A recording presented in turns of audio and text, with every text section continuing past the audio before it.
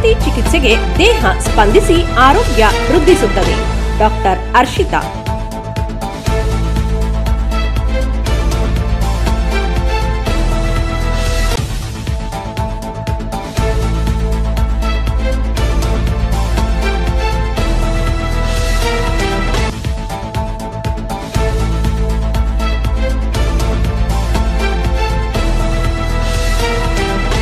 ಪ್ರಕೃತಿ ಚಿಕಿತ್ಸೆಗೆ ದೇಹ ಸ್ಪಂದಿಸಿ ಆರೋಗ್ಯ ವೃದ್ಧಿಸುತ್ತದೆ. ಈ ಕಾರಣಕ್ಕೆ ಎಲ್ಲರೂ ಪ್ರಕೃತಿ ಚಿಕಿತ್ಸೆ ಪಡೆದು ಆರೋಗ್ಯವಂತರಾಗಿರಿ ಎಂದು ತಪೋವನದ ಯೋಗ ಮತ್ತು ಪ್ರಕೃತಿ ಚಿಕಿತ್ಸಾ ಮೆಡಿಕಲ್ ಕಾಲೇಜು ಆಸ್ಪತ್ರೆಯ ವೈದ್ಯರಾದ ಡಾಕ್ಟರ್ ಹರ್ಷಿತಾ ಹೇಳಿದರು.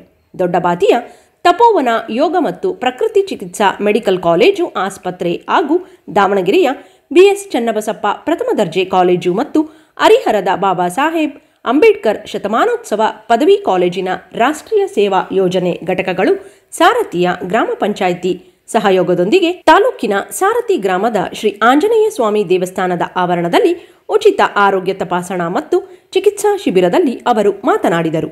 ಇತ್ತೀಚಿನ ದಿನಗಳಲ್ಲಿ ಸಾರ್ವಜನಿಕರು ಅಲೋಪತಿ ಚಿಕಿತ್ಸೆಯ ಬದಲಾಗಿ ಪ್ರಕೃತಿ ಚಿಕಿತ್ಸೆ, ಯೋಗ, ಆಯುರ್ವೇದ, ಹೋಮಿಯೋಪತಿಯಂತಹ ಚಿಕಿತ್ಸೆಗಳಿಗೆ ಆದ್ಯತೆ ನೀಡುತ್ತಿದ್ದಾರೆ.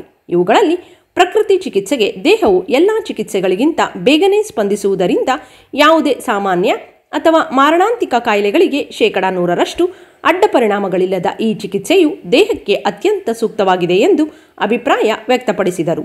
ಅಧ್ಯಕ್ಷತೆ ವಹಿಸಿದ್ದ ಗ್ರಾಮ ಪಂಚಾಯಿತಿ ಅಧ್ಯಕ್ಷ ಮಹಾಂತೇಶ್ HB ಮಾತನಾಡಿ, ಮಾದಕ ವ್ಯಸನಿಗಳಿಗೆ ಚಿಕಿತ್ಸೆ ನೀಡುವಲ್ಲಿ ಹೆಸರುವಾಸಿಯಾಗಿರುವ ತಪೋವನ ಆಸ್ಪತ್ರೆಯಿಂದ ನಮ್ಮ ಗ್ರಾಮದಲ್ಲಿ ನಡೆಸುತ್ತಿರುವ ಶಿಬಿರ ನಮಗೆಲ್ಲ ಸಂತಸ ತಂದಿದೆ. ಗ್ರಾಮೀಣ ಭಾಗದಲ್ಲಿ ಆರೋಗ್ಯ ಕೇಂದ್ರಗಳ ಕೊರತೆ ಇದ್ದು ಇಂಗ್ಲಿಷ್ ಔಷಧಿಗಳಿಗಿಂತ ಪ್ರಕೃತಿ ಚಿಕಿತ್ಸೆಯು ಅತ್ಯಂತ ಸರಳ ಹಾಗೂ ಸುಲಭವಾಗಿದ್ದು ಇದರ ಪ್ರಯೋಜನಗಳನ್ನು ಜನತೆಗೆ ತಿಳಿಸಿದ್ದು ಉತ್ತಮ ಕೆಲಸವಾಗಿದೆ ಎಂದು ತಿಳಿಸಿದರು.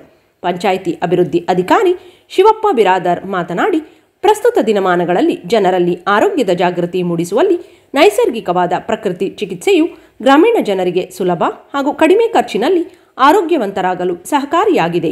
ಇಂತಹ ಚಿಕಿತ್ಸೆಯ ಶಿಬಿರದಲ್ಲಿ ಪ್ರಕೃತಿ ಚಿಕಿತ್ಸೆಯ ಬಗ್ಗೆ ಅರಿವು ಮೂಡಿಸಿದ ತಪೋವನ ಆಸ್ಪತ್ರೆಯ ಕಾರ್ಯ ಶ್ಲಾಘನೀಯ ಎಂದರು.